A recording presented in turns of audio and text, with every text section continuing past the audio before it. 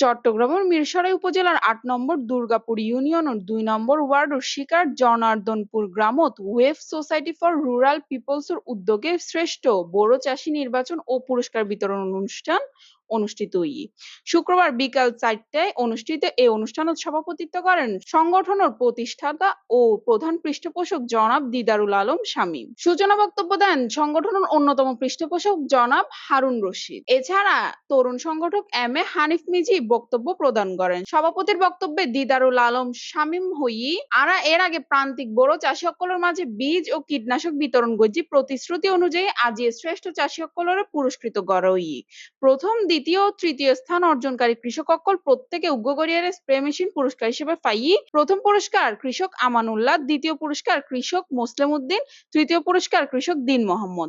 এছাড়া প্রতিযোগিতায় অংশগ্রহণকারী ব্যাগগুণরে উৎসাহ প্রদান গড়নয় ভবিষ্যতেও কৃষক সকলরে উৎসাহিত গড়া এবং সামাজিক সহায়তা অব্যাহত রাখিবের ঘোষণা দেন প্রধান পৃষ্ঠপোষক।